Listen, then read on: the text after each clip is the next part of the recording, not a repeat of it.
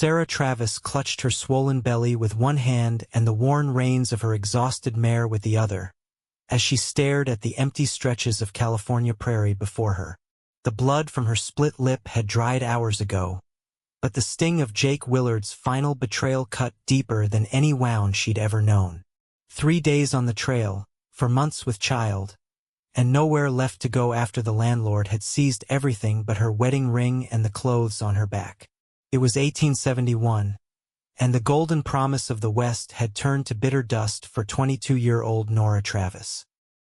6 months a widow after her husband Thomas had been crushed in a mining accident, and now she'd been run out of the boarding house in Sacramento with accusations of inability to pay.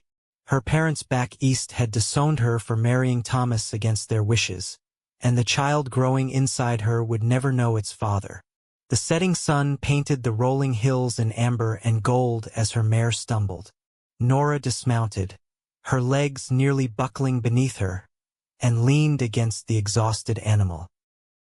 The distant silhouette of a town, Paso Robles, if her tattered map was correct, shimmered on the horizon like a mirage. Just another day's journey, but the thought of spending another night alone on the open trail made her shiver despite the lingering summer heat. "Just a little farther, Penny," she whispered to the mare, stroking the animal's neck. "Then we'll both rest." As darkness began to fall, Nora spotted a small campfire in the distance. She hesitated, her hand instinctively moving to the small knife hidden in the folds of her dress. Travelers could be dangerous, especially to a woman alone, but the night was growing cold, and she needed the warmth. Drawing closer, she made out the figure of a solitary man tending to the flames. He looked up sharply at the sound of her approach, his hand moving to his side before relaxing. In the flickering firelight, she could see he wore a wide-brimmed hat and had the weathered face of a man who lived outdoors. "Evening, madam," he called, his deep voice carrying across the prairie. "You're a fair distance from anywhere to be traveling alone." Nora straightened her back, summoning whatever dignity she had left. "I'm headed to Paso Robles. I've had troubles on the road." The man stood, and in the firelight, she could see he was tall and broad-shouldered, with eyes that seemed to take in everything about her situation in a single glance. His face was shadowed by several days' worth of beard, but his expression was kind. "Name's Lucas Young," he said, tipping his hat. "Most folks call me Luke. I've got coffee and rabbit stew if you're hungry." Nora's stomach growled traitorously at the mention of food. She hadn't eaten since morning a stale biscuit and the last of her jerky. "I'm Nora Travis," she replied, keeping one hand on her mare's reins, ready to flee if necessary. "I wouldn't want to impose." "No imposition, Mrs. Travis," Lucas said, gesturing to a place near the fire. "Nights get cold out here. You and your horse look like you could use a rest." And his eyes flickered briefly to her belly. "It seems you're carrying precious cargo." Heat rose to Nora's cheeks. "My husband is dead," she said defensively. Lucas's expression didn't change. "I'm sorry to hear that. Please sit.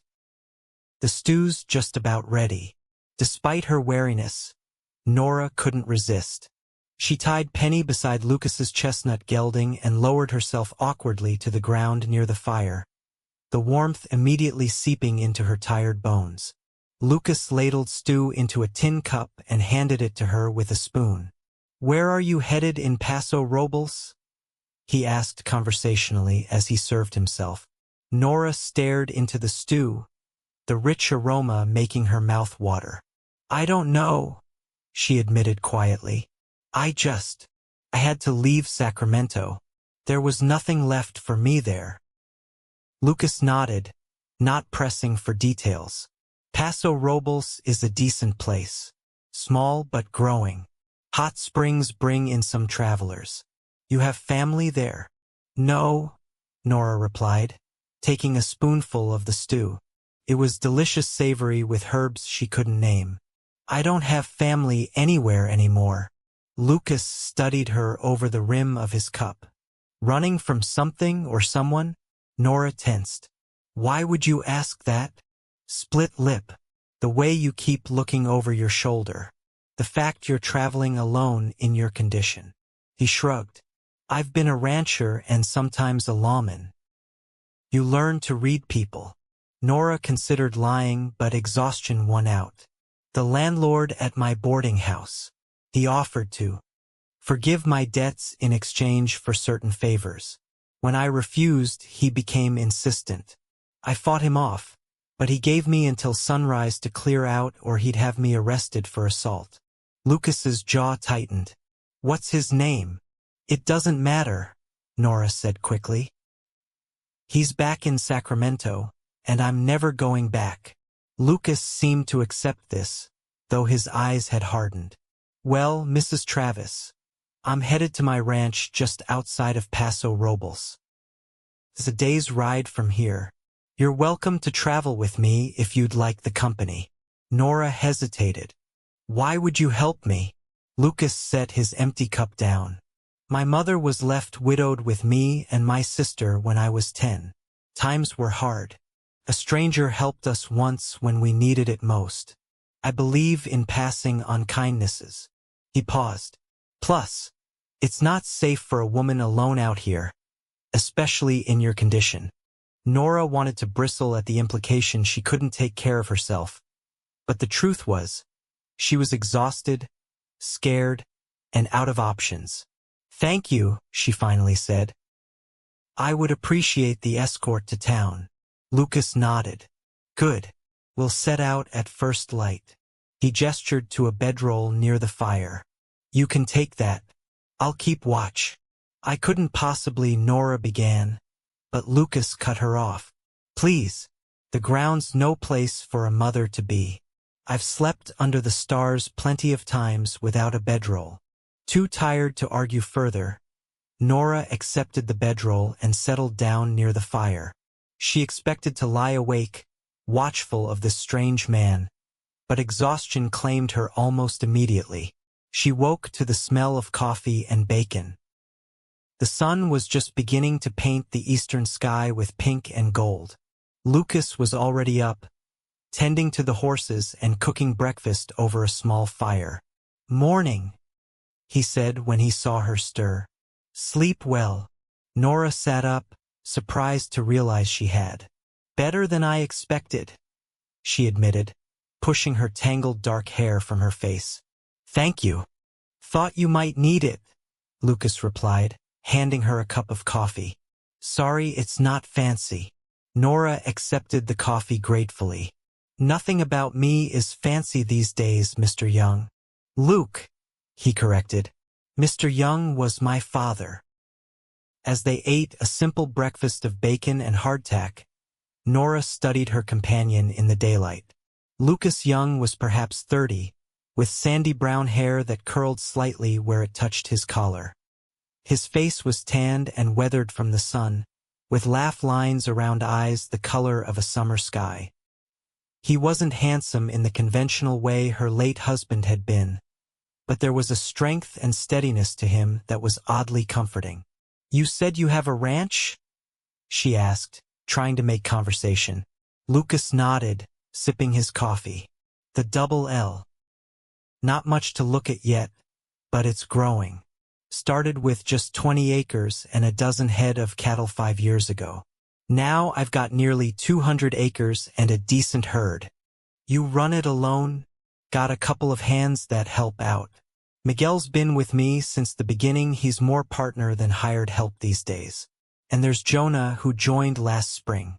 Good men, both of them. They broke camp efficiently, and soon they were on the trail toward Paso Robles. Lucas insisted Nora ride his gelding, Thunder, claiming the horse had a smoother gait that would be easier on her in her condition. He took the reins of her mare, Penny, and led them both. The day warmed quickly, but a pleasant breeze kept the heat manageable. Lucas pointed out landmarks as they rode, telling stories of the area that made the miles pass more quickly.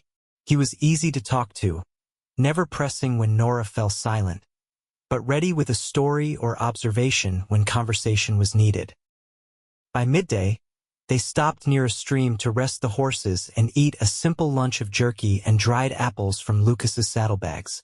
"How far along are you?" Lucas asked as they sat in the shade of an oak tree. Nora rested her hand on her belly. "About 4 months, I think. Thomas died in the mine collapse 6 months ago." Lucas nodded solemnly. "I'm sorry. The mines are dangerous work." "He had dreams of striking it rich," Nora said, her voice distant with memory. "We were going to buy a house with a white picket fence and plant roses." She laughed humorlessly. "Foolish dreams." "Dreams aren't foolish," Lucas said quietly. "They keep us going when nothing else will." Nora looked at him curiously.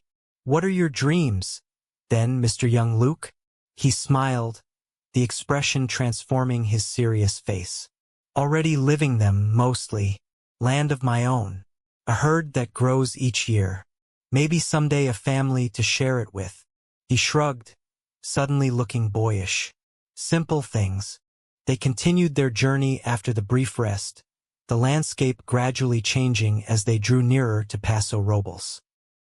The rolling hills became dotted with more trees, and in the distance, Nora could see the outline of mountains.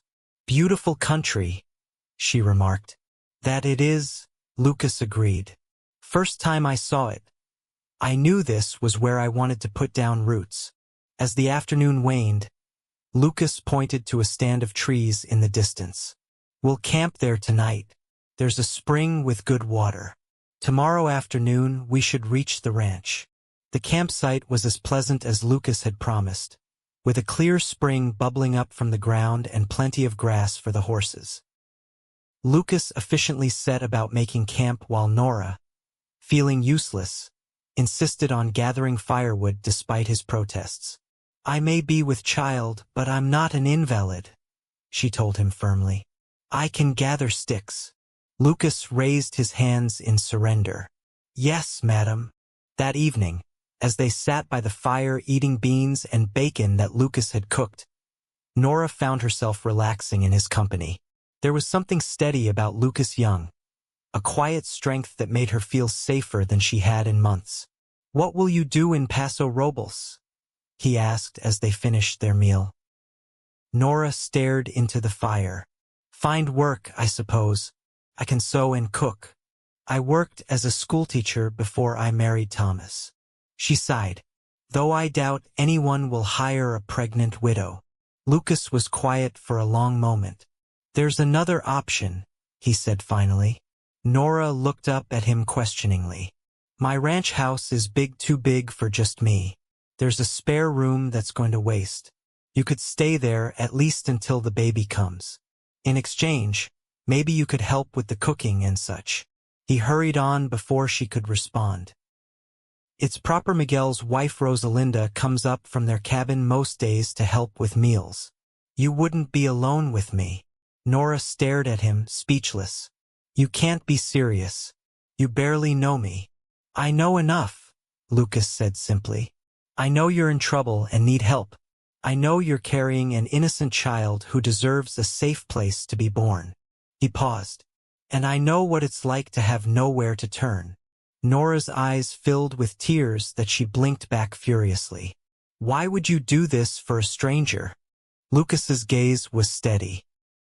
"Like I said, a stranger once helped my family when we needed it most. Besides," he added with a slight smile, "Rosalinda's been after me to hire someone to help with the household. She says the place needs a woman's touch." Nora wiped away a stray tear. "I don't know what to say." "Say you'll consider it," Lucas replied. "That's all I ask. You can see the place tomorrow, meet Rosalinda and the others. If you don't feel comfortable, I'll take you into town myself and help you find lodgings." It was too much kindness from a stranger, and Nora didn't know how to respond. Her experience with men had taught her to be wary of such offers, but there was something about Lucas Young that made her want to trust him. "I'll consider it," she finally said. Lucas nodded, satisfied. "Good. Now get some rest. We've got a fair piece to travel tomorrow." That night, as Nora lay in the bedroll Lucas had again insisted she take, she found herself wondering at the strange turn her life had taken. A week ago, she had been desperate and alone. Now she was traveling with a cowboy who had offered her sanctuary. It seemed too good to be true, and part of her waited for the other shoe to drop. But as she drifted off to sleep, listening to the soft sounds of Lucas moving around the camp, checking on the horses, she allowed herself to feel something she hadn't felt in a very long time: hope. The next day dawned clear and warm. They broke camp early and continued their journey toward Paso Robles. As the sun climbed higher in the sky, Nora began to see signs of civilization: fenced pastures, the occasional distant farmhouse, and finally, a road that Lucas said led directly to town. "We'll follow it for a while, then take the fork that leads to the ranch," he explained. "It's about 5 miles outside of town, in a valley with good water and shelter from the worst of the winter winds." As they rode, Nora found herself growing increasingly nervous about what awaited her at the Double L Ranch. Would it be as Lucas described? Or was she making another mistake that would cost her dearly? Around midday, they crested a hill, and Lucas reined in thunder. "There it is," he said, pointing to the valley below. "The Double L." Nora followed his gesture and caught her breath. The valley was lush and green, with a stream winding through it like a silver ribbon. In the center stood a large 2-story house built of warm golden wood, with a wide porch wrapping around it. Several outbuildings surrounded it: a barn, what appeared to be a bunkhouse, and various sheds. In the pastures beyond, cattle grazed contentedly. "It's beautiful," Nora said sincerely. Lucas's face lit up with pride. "It's home." He clicked to thunder and they began the descent into the valley. As they approached the ranch house, a woman emerged from the front door, wiping her hands on an apron. She was short and plump, with dark hair pulled back in a bun, and she watched their approach with obvious curiosity. "That's Rosalinda," Lucas explained. "Miguel's wife. She helps run the place as much as any of us." They drew up in front of the house, and Lucas dismounted, then came to help Nora down from thunder. Her legs were stiff from 2 days of riding, and she wobbled slightly as her feet touched the ground. "Lucas Young, where have you been?" Rosalinda called, her accent revealing her Mexican heritage. "Miguel has been wondering if you got lost on the way back from town." Her dark eyes took in Nora with interest. "Found someone who needed help along the way," Lucas replied. "Rosalinda, this is Mrs. Nora Travis. Mrs. Travis, this is Rosalinda Ortiz, the best cook in all of California and wife to my foreman."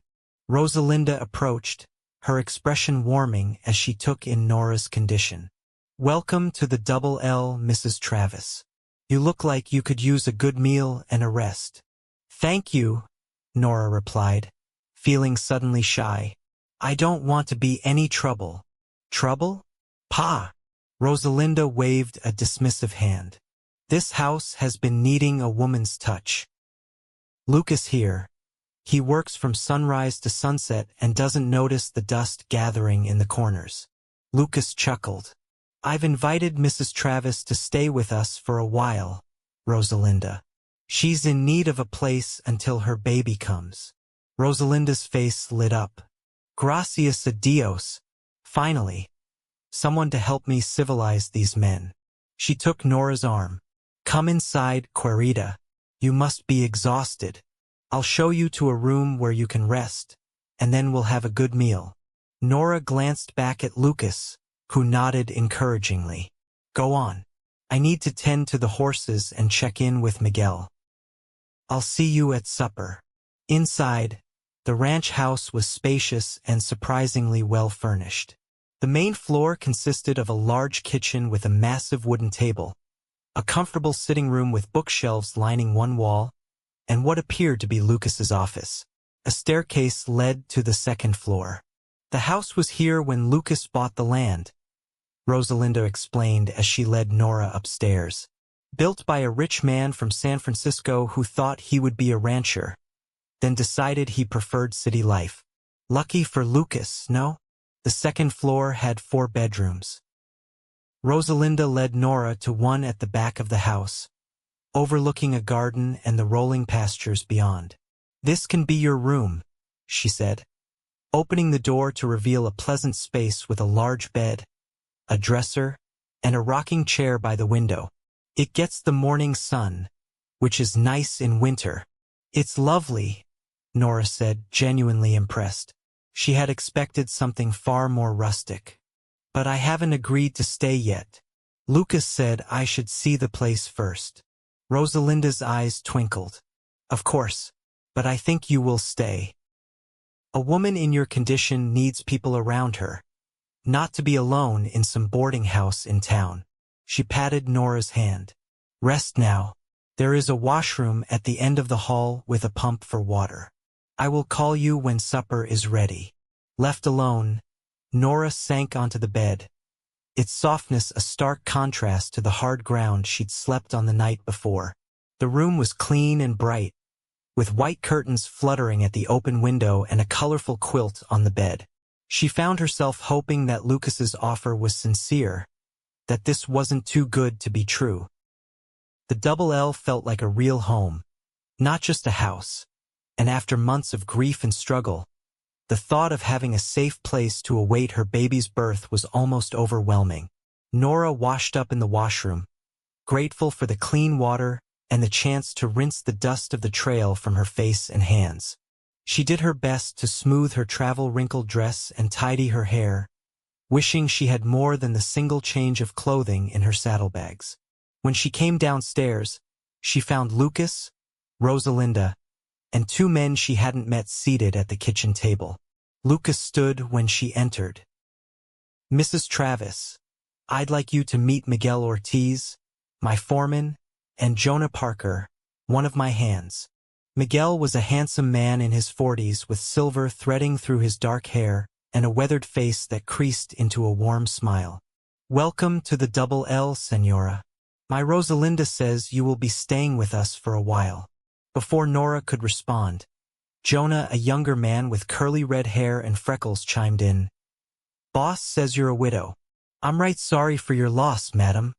"Thank you," Nora replied, touched by their immediate acceptance. "And I haven't decided if I'm staying yet. Mr. Young Lucas has kindly offered me a place until my baby comes, but I wouldn't want to impose." "Impose?" Rosalinda scoffed, bringing a steaming pot to the table. "Lucas has been eating my cooking for 5 years. It's time he had another woman's cooking to compare, no? My wife believes variety is the spice of life," Miguel explained with a fond glance at Rosalinda. Lucas pulled out a chair for Nora. "Please join us. Rosalinda's beef stew is famous throughout the county."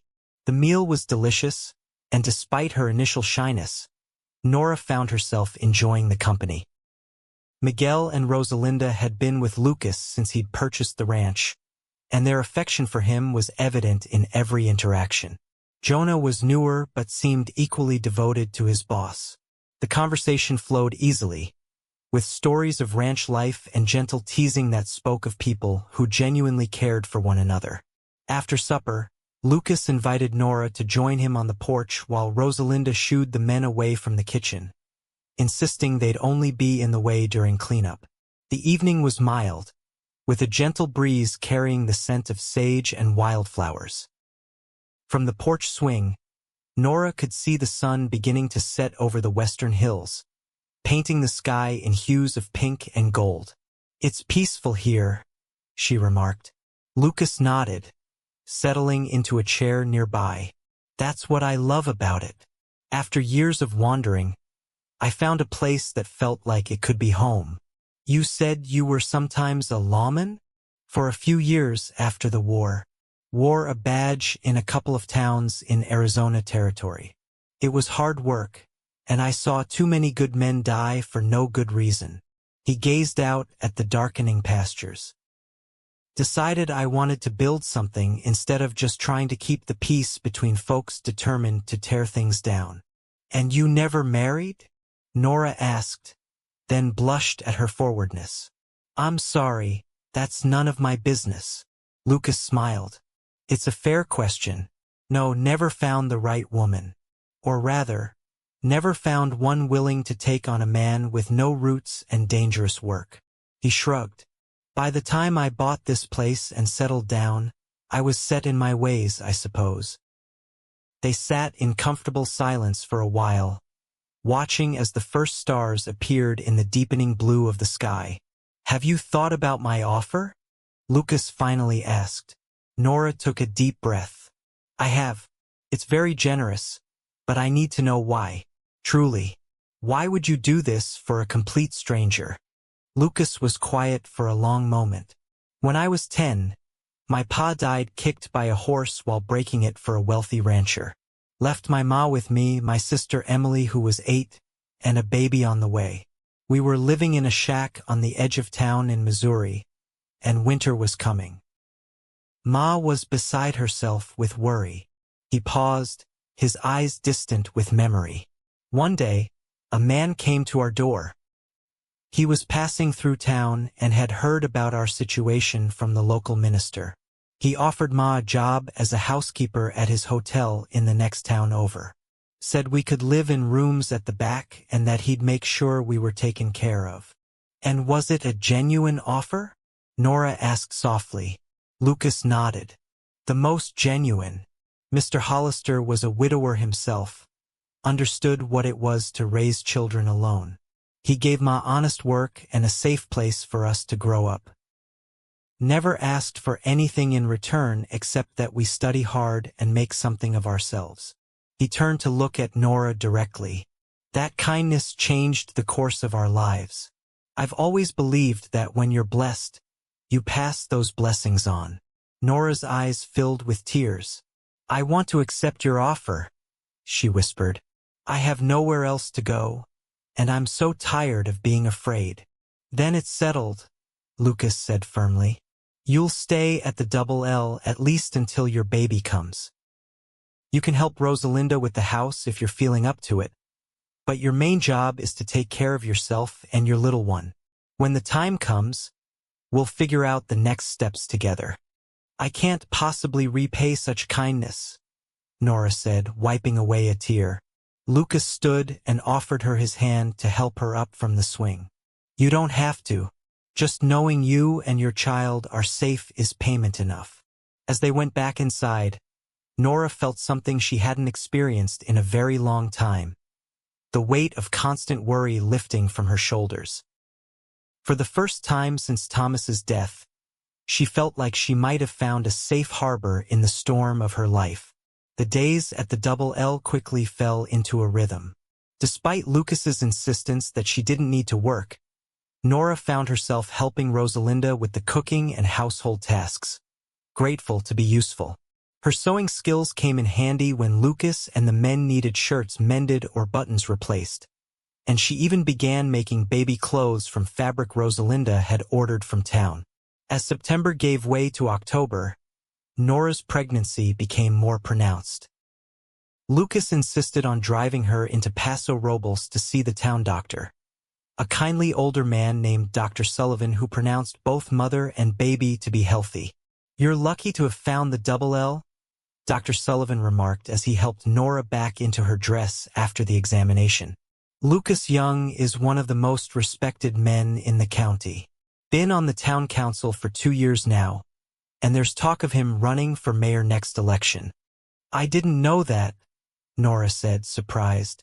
Not the type to brag, our Lucas, Dr. Sullivan said with a smile. But he's done a lot of good around here. When the Mitchells lost their farm to fire last year, it was Lucas who organized the rebuilding effort. And when the schoolteacher took ill last winter, he stepped in to teach the older boys himself until she recovered. This new information about her benefactor only deepened Nora's growing admiration for Lucas. Each day, she saw more evidence of his kindness and integrity in the way he treated his workers with respect, in his gentle handling of even the most ornery cattle, and in his unfailing courtesy to her. One crisp October evening, as Nora sat on the porch enjoying the sunset, Lucas joined her, carrying 2 cups of coffee. "Thought you might like some," he said, handing her a cup. "It's getting cooler in the evenings now." "Thank you," Nora replied, wrapping her fingers around the warm cup. "It's beautiful tonight." Lucas settled into the chair beside her. "It is one of my favorite times of day." They sat in comfortable silence for a while, sipping their coffee as the sun dipped below the horizon, painting the sky in brilliant oranges and purples. "I've been thinking," Lucas said finally. "Winter will be here before we know it. The baby is due in February, right?" Nora nodded. "Mid-February, Dr. Sullivan thinks. That's the coldest part of winter here. The trail to town can get bad if there's heavy rain." He hesitated. "I think we should consider making some arrangements." Nora felt a flutter of anxiety. "What kind of arrangements?" "Well, you'll need help when the baby comes. Rosalinda has experience, but I'd feel better if we had Dr. Sullivan here too. I was thinking maybe he could stay at the ranch for a few days around your time." Relief flooded through Nora. "That's very thoughtful of you." Lucas seemed to gather his courage. "There's something else. I've been worried about your situation legally. I mean, if something were to happen to me, you'd have no claim to stay here. And a single mother with a newborn." He trailed off. "What are you suggesting?" Nora asked, her heart suddenly racing.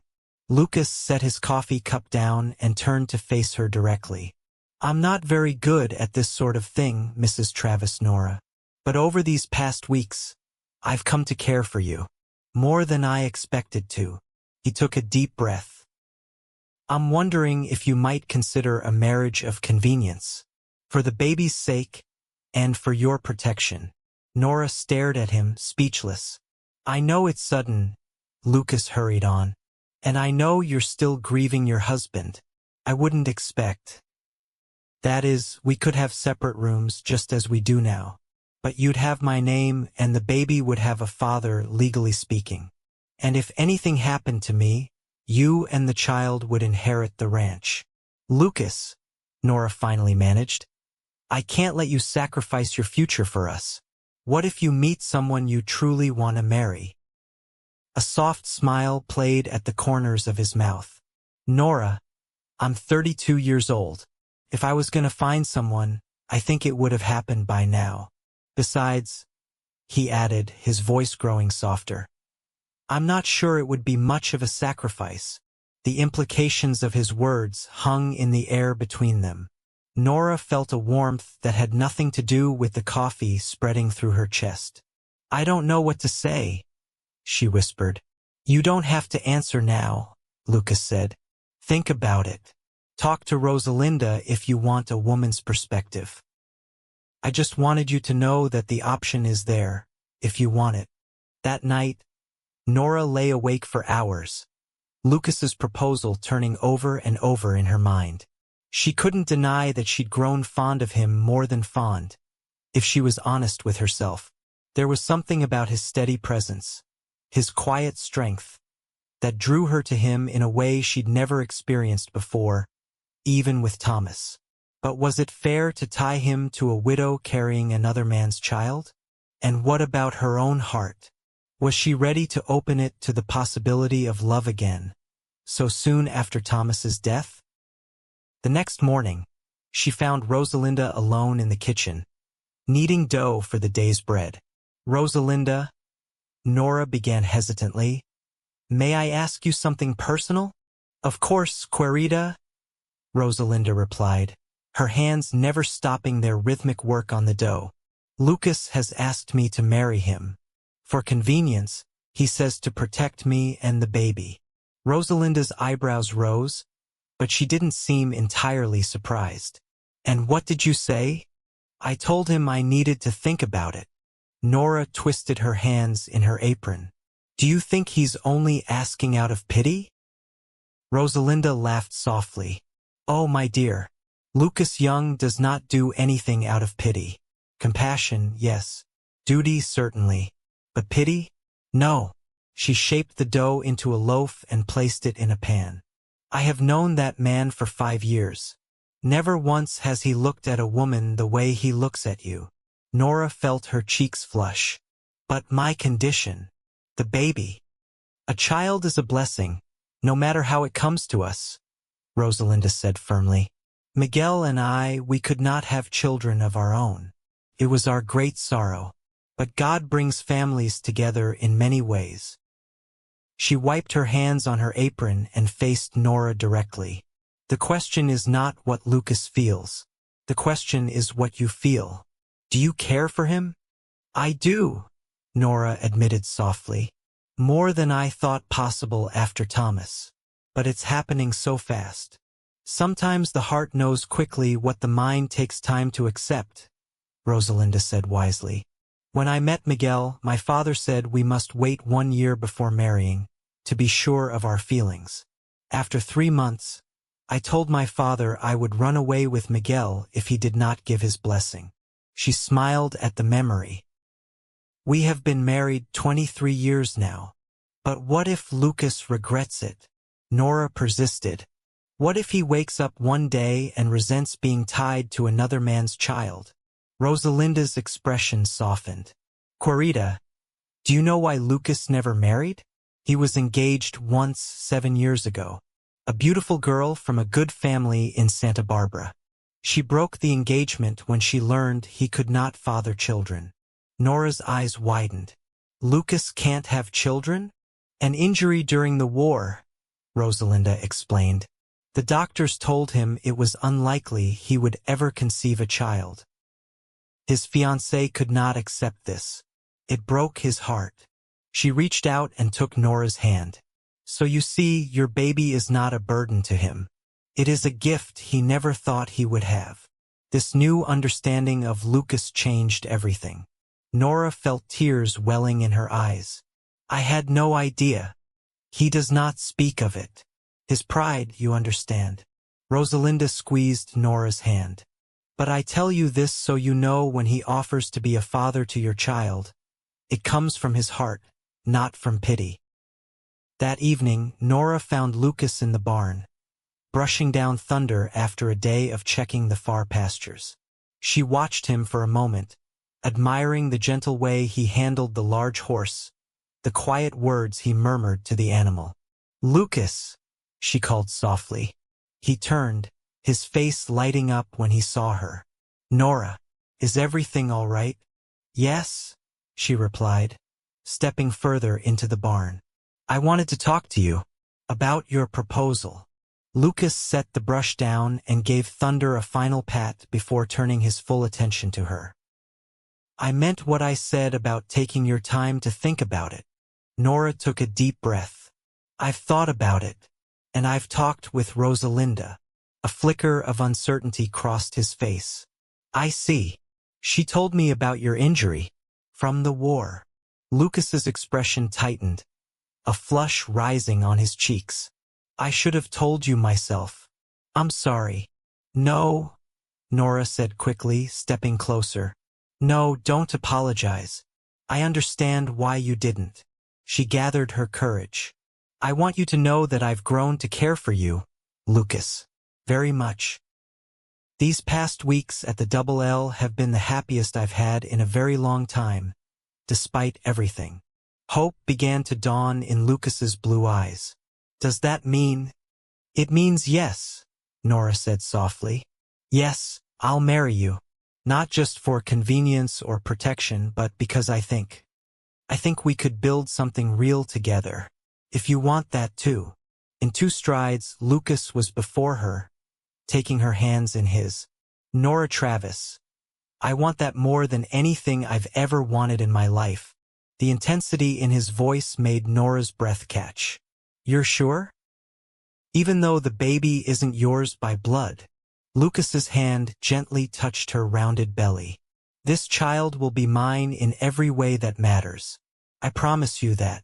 Tears spilled down Nora's cheeks as Lucas pulled her gently into his arms, careful of her belly between them. When his lips met hers in a tender kiss, she felt something bloom in her heart, a feeling of coming home, of finding the place she was always meant to be. They were married the following Sunday in the small church in Paso Robles, with Rosalinda, Miguel, Jonah, and a few of Lucas's friends from town as witnesses. Nora wore a simple ivory dress that Rosalinda had helped her make, her dark hair adorned with wildflowers from the ranch. As they exchanged their vows, Nora looked into Lucas's eyes and saw not pity or obligation, but genuine love shining there. When the minister pronounced them husband and wife, and Lucas kissed her with gentle reverence before their small audience, she knew with absolute certainty that she had made the right choice. The following months were a time of adjustment and growing closeness. Despite Lucas's insistence that they could maintain separate bedrooms if Nora preferred, she found herself wanting to be close to him. Their first night together as husband and wife was tender and careful, with Lucas treating her as if she were made of the finest porcelain. "I don't want to hurt you or the baby," he whispered in the darkness of their bedroom. Nora touched his face, marveling at this gentle man who had become her husband. "You won't," she assured him. "Dr. Sullivan said it's perfectly safe." As fall turned to winter, the Double L prepared for both the coming cold and the arrival of the baby. Lucas built a cradle with his own hands, working on it in the evenings by the fire while Nora sewed tiny gowns and blankets. The nursery, adjacent to their bedroom, was painted a sunny yellow and furnished with a rocking chair that Lucas had purchased on a trip to San Francisco. Christmas at the Double L was a festive affair, with the house decorated with pine boughs and red ribbons. Miguel and Rosalinda joined them for Christmas dinner, along with Jonah and Dr. Sullivan, who had become a friend as well as Nora's physician. "To new beginnings," Lucas toasted, raising his glass as they sat around the table laden with Rosalinda's finest cooking. "And to family," Nora added softly, her hand finding Lucas's under the table. January brought cold rains that turned the roads to mud and kept everyone close to the ranch. Lucas spent the stormy days repairing equipment in the barn and the evenings reading aloud to Nora by the fire. Sometimes he would read from novels or poetry, but other times he would read from books on childcare or farming, discussing their future plans for both the baby and the ranch. "I've been thinking about expanding the orchard," he told her one evening as they sat in the parlor, Nora's feet in his lap as he massaged her swollen ankles. "Adding more apple trees, maybe some pears." "I'd like that," Nora replied, enjoying his strong hands working on her tired feet. "And maybe a vegetable garden near the house? Fresh produce would be nice, and it would save trips to town." "Whatever you want," Lucas agreed. "This is your home now, to shape as you see fit." Home.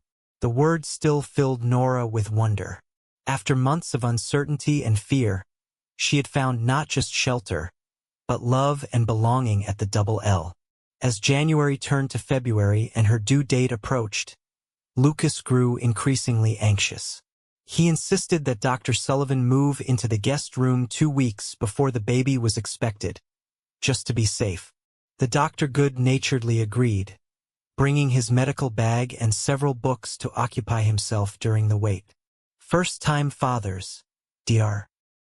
Sullivan said to Nora with a wink when Lucas was out of earshot. "Always the most nervous ones."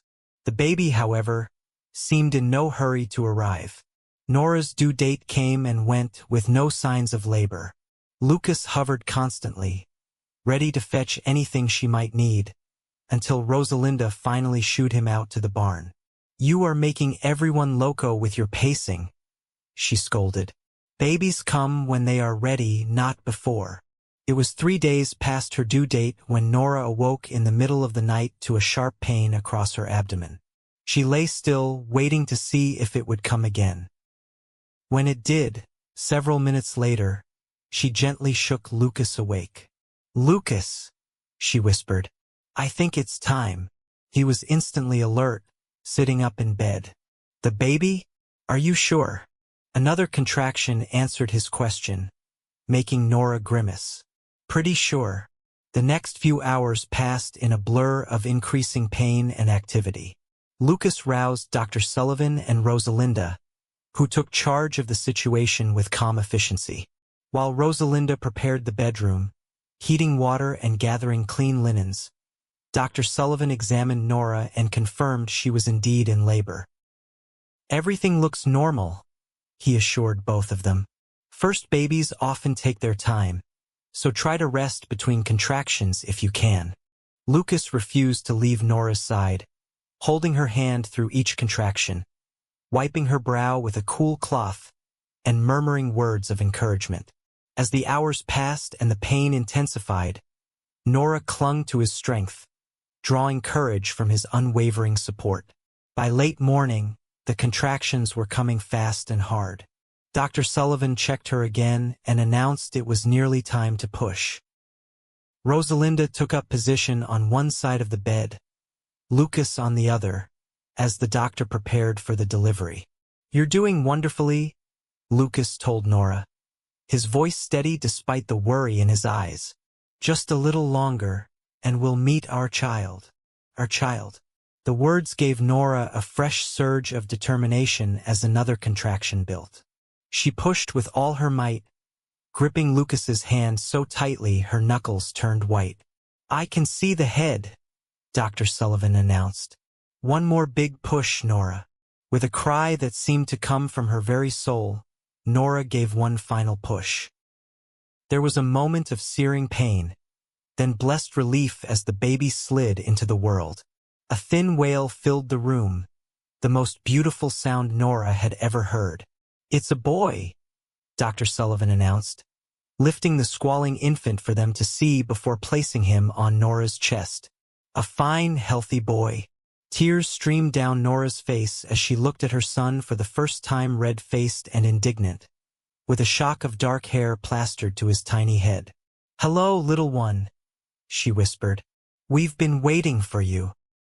She looked up to see Lucas watching them both, his eyes swimming with tears. "He's perfect," Lucas said, his voice choked with emotion. "You're both perfect." After the afterbirth had been delivered and Nora and the baby cleaned up, Dr. Sullivan and Rosalinda tactfully withdrew, leaving the new family alone together. Lucas sat on the edge of the bed, one arm around Nora, the other hand gently touching the baby's cheek as he nursed. "What shall we name him?" Nora asked softly. Lucas looked thoughtful. "I was thinking maybe Thomas, after his father. He should know where he came from." Nora's heart swelled with love for this man who could be so generous, so accepting of her past. "Thomas Lucas Young," she said, testing the name. "It's perfect." "I love you, Nora Young," Lucas said, pressing a kiss to her temple. "Both of you, more than I ever thought possible." "And we love you," Nora replied, leaning into his embrace. "Our protector. Our home."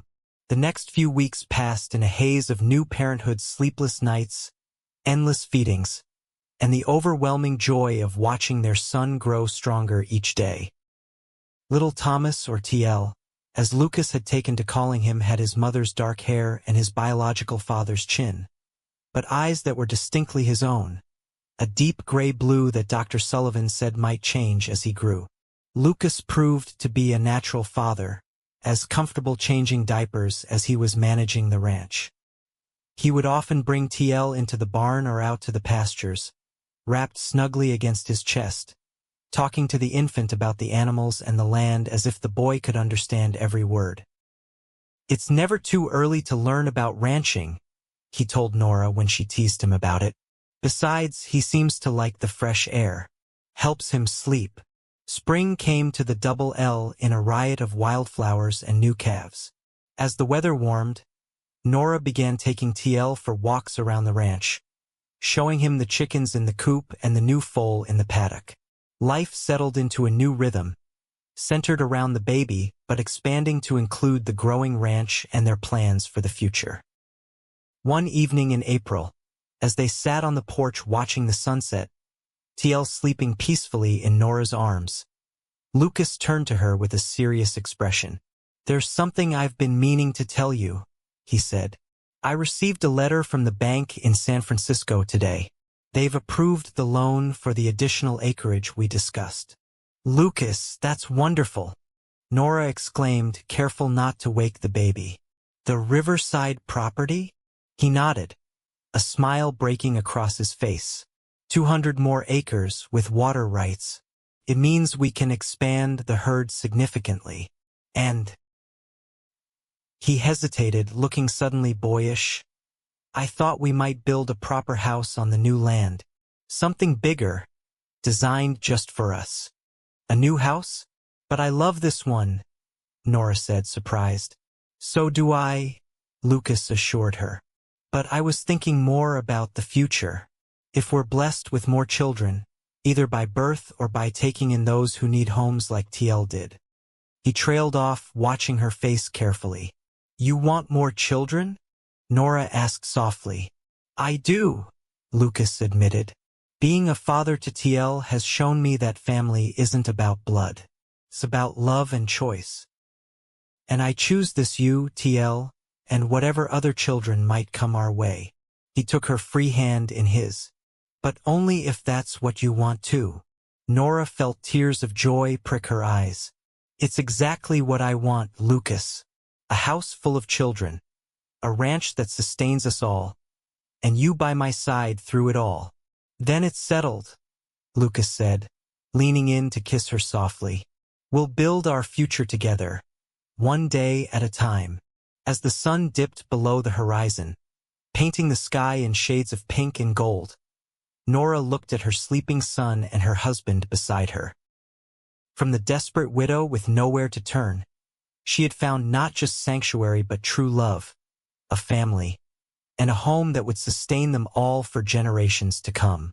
The Double L had become her safe harbor, and Lucas Young, the cowboy who had said, "Turn here and stay forever," had become the love of her life, a father to her child, and the promise of all the good things yet to come.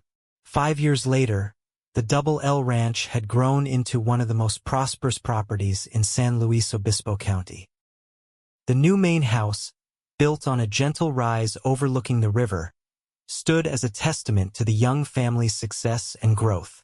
With its wide wraparound porch, 6 bedrooms, and spacious kitchen where Nora and Rosalinda still worked side by side, it was both an impressive structure and a warm, welcoming home. On a sunny June morning, Nora stood on that porch, watching as Lucas helped 5-year-old TL mount his very own pony, a gentle dappled gray named Pepper that had been the boy's birthday present the previous month.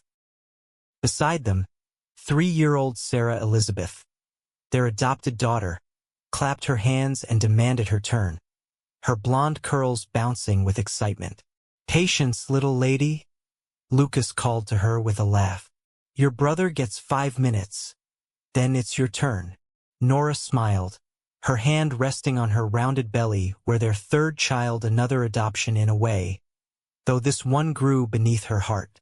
Dr. Sullivan had been shocked when she discovered she was pregnant earlier that year, declaring it something of a miracle given Lucas's wartime injury. But miracle or not, the baby was due in August, and both Nora and Lucas were overjoyed at this unexpected blessing. "Mama, watch me," TL called, sitting tall in the saddle as Lucas led Pepper in a circle around the yard. "I see you, sweetheart," Nora called back. "You're a natural horseman, just like your father."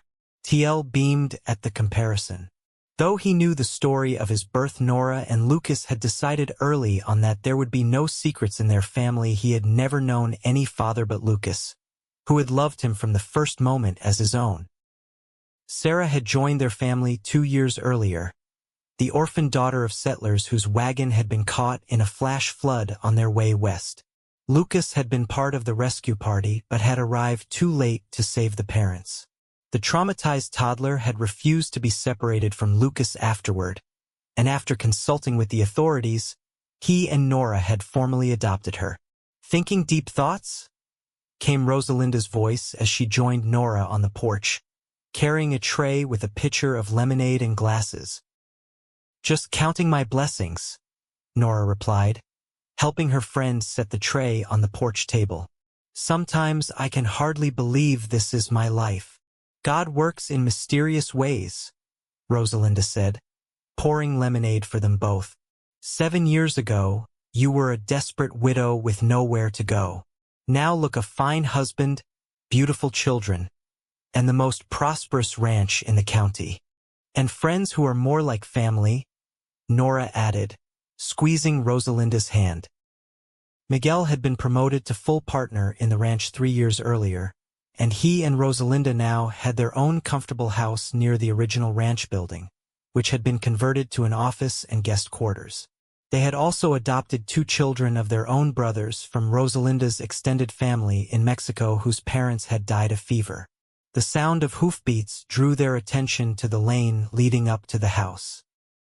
Jonah Parker, now the ranch foreman, was riding in alongside a wagon driven by a middle-aged black man that Nora recognized as Isaiah Washington, the new schoolteacher from Paso Robles. "Visitors," she remarked to Rosalinda. "I wonder what brings Mr. Washington out this way." Lucas saw the approaching visitors as well and lifted TL down from Pepper, promising both children they could continue their riding lesson later. He handed the pony's reins to one of the young ranch hands who had been watching nearby and came to join Nora on the porch as the wagon pulled up. "Lucas, Nora," Jonah called in greeting as he dismounted. "Found Mr. Washington on the road with some interesting news." The schoolteacher climbed down from his wagon, removing his hat as he approached the porch. "Mr. and Mrs. Young, I apologize for the unexpected visit." "No apology necessary," Lucas assured him, shaking the man's hand. "You're always welcome at the Double L. What brings you out this way?" "Well, sir, it's about the school board position," Mr. Washington explained. "The one you recommended Mrs. Young for. The board voted yesterday, and I'm pleased to inform you that they've accepted the nomination unanimously." Nora gasped. "Really? Even Mr. Hargrove?" The elderly banker had been notoriously resistant to having women in any position of authority. Mr. Washington smiled. "Even Mr. Hargrove. I believe his exact words were, 'That young woman has more sense than most men I know. She'll do fine.'" Lucas laughed and put his arm around Nora's shoulders. "He's right about that." Nora had been helping at the school 1 day a week for the past year, teaching reading and arithmetic to the younger children. When a position on the school board had opened up, Lucas had suggested her name, believing that her experience as both a former teacher and a mother made her well qualified. "This calls for a celebration," Lucas declared. "Mr. Washington, Jonah, please join us for lunch. Rosalinda's made her famous chicken stew, and there's plenty to go around." The invitation was gladly accepted, and soon the expanded party was seated around the large dining table. The children chattered excitedly, especially TL, who proudly announced to Mr. Washington that he would be starting school in the fall. "And I can already read," he boasted. "Mama taught me." "Is that so?" Mr. Washington replied with appropriate gravity. "Well, young man, perhaps you can help the other new students feel welcome, since you already have such an important skill." TL's chest puffed out with pride, and Nora exchanged a grateful glance with the teacher. Mr. Washington had a gift for encouraging children, one of the many reasons she had supported Lucas's efforts to recruit him from San Francisco the previous year. As lunch progressed, the conversation turned to the upcoming 4th of July celebration in town. As a school board member now, Nora would have a role in organizing the children's activities. "I was thinking a historical pageant might be nice," she suggested. "The children could portray important events in American history." "An excellent idea," Mr. Washington agreed. "And perhaps we could include some of the local history as well, the founding of Paso Robles, the importance of the hot springs to the native peoples. The children from the reservation could participate too," Lucas added. "I'll speak with Chief Mateo next time I'm in that direction." Nora smiled at her husband, once again struck by his natural inclination toward inclusion and fairness. Lucas had been instrumental in establishing better relations between the town and the small Salinan reservation to the east, ensuring that the children there had access to education and medical care. After lunch, while the children napped and the men retired to Lucas's office to discuss some business matters, Nora and Rosalinda sat in the parlor, working on a quilt they were making for the new baby. "Have you and Lucas decided on names yet?" Rosalinda asked as she stitched a blue star onto a square of white fabric. "Matthew if it's a boy, after Lucas's father," Nora replied, threading her needle. "And if it's a girl, we're thinking Grace after my mother." "Beautiful names," Rosalinda approved. "And has TL decided if he wants a brother or sister?" Nora laughed. "He changes his mind daily. Yesterday he wanted a brother to help with ranch chores. The day before, he wanted a sister because Sarah needs someone to play dolls with besides me." "That boy has his father's kind heart," Rosalinda observed. "He does," Nora agreed softly. "Sometimes when I watch Lucas with the children, I can hardly believe how fortunate we are. He's such a natural father." "It is what he was meant to be," Rosalinda said simply. "Just as you were meant to be their mother." Later that evening, after their visitors had departed and the children were tucked into bed, Nora and Lucas sat together on the porch swing, watching as the first stars appeared in the darkening sky. "I'm proud of you," Lucas said, his arm around her shoulders. "School board member.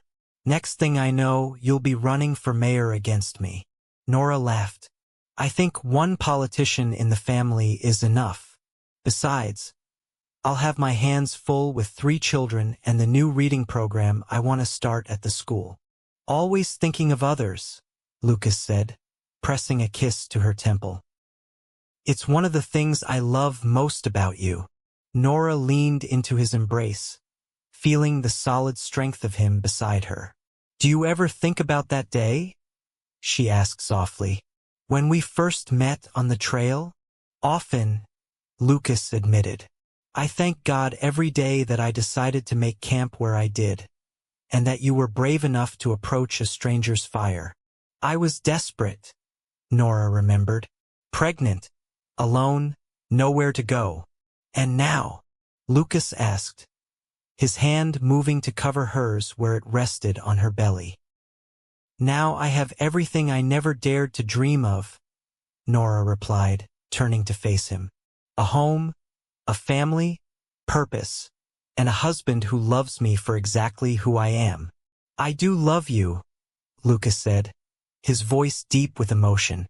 "More every day if that's possible." As their lips met in a tender kiss, Nora felt the baby move beneath their joined hands, a flutter of new life, a promise of the future they would continue to build together at the Double L. From the moment a desperate pregnant widow had turned toward a cowboy's campfire, their lives had been irrevocably entwined. What had begun as an act of kindness had blossomed into a love that would sustain them through all the seasons of their lives together, a love as vast and enduring as the western sky above them. When Matthew Thomas Young was born that August, a sturdy boy with Lucas's sandy hair and Nora's dark eyes, his arrival was celebrated not just by his immediate family but by the entire community that had embraced the Youngs as their own. And as Lucas placed their newborn son in Nora's arms, his own eyes shining with tears of joy, she knew with absolute certainty that this was where she belonged, in the home they had built together, surrounded by the family they had created through love and choice, in the place where, years ago, a cowboy had said, "Turn here and stay forever," and she had.